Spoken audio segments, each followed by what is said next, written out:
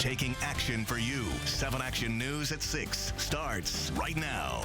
Only on 7, near-death experience. It happened so fast I couldn't even really process that it was happening.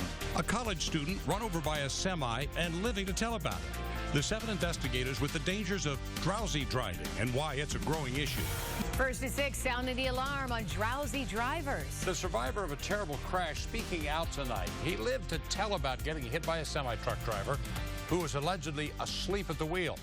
But he fears others may not be so lucky. Only on 7 tonight, 7 investigator Jonathan Carlson is live with his message. Jonathan?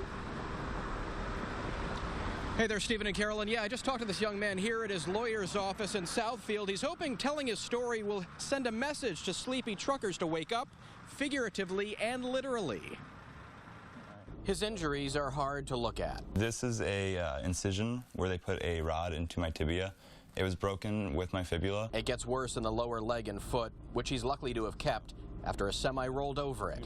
You heard that right. So the truck's coming at me. Ian Seaman, a 21-year-old from Clinton Township, was heading home from one out of gas on I-75, so he pulled over to the shoulder, a friend meeting him from behind to help. The two were outside their cars when the friend likely saved his life. My friend says, Ian, watch out.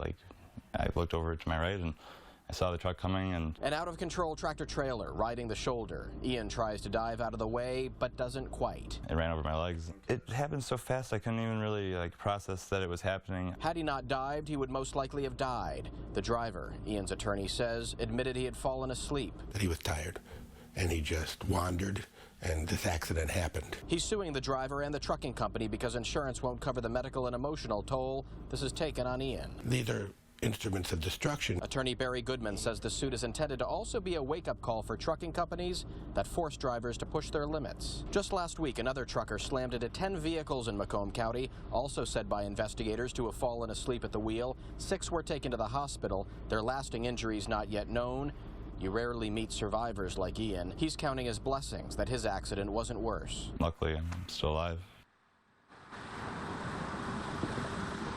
And the driver of that semi is out of Ohio. He was never criminally charged with anything, just cited. And we also tried to reach out to the trucking company that owns that semi. We were unable to locate them. We're live in Southfield. I'm Jonathan Carlson, 7 Action News. Good advice, Jonathan. Thank you so much for the report.